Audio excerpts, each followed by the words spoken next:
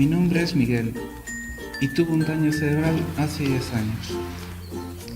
Después de la rehabilitación, mi idea siempre fue volver a tener una vida plena.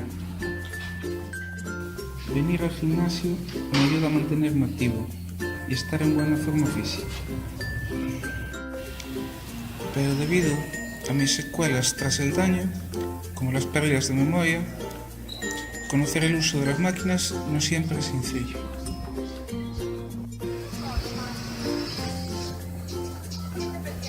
Es aquí donde entra en acción el uso de la aplicación Me Facilita como una herramienta de apoyo.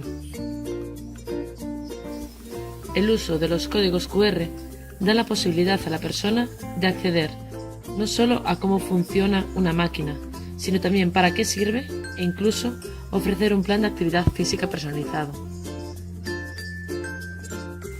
promoviendo así su autonomía y su participación en el entorno comunitario.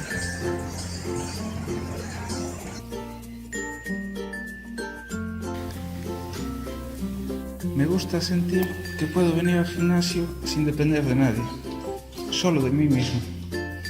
Y esto puedo lograrlo a través del uso de Me Facilita.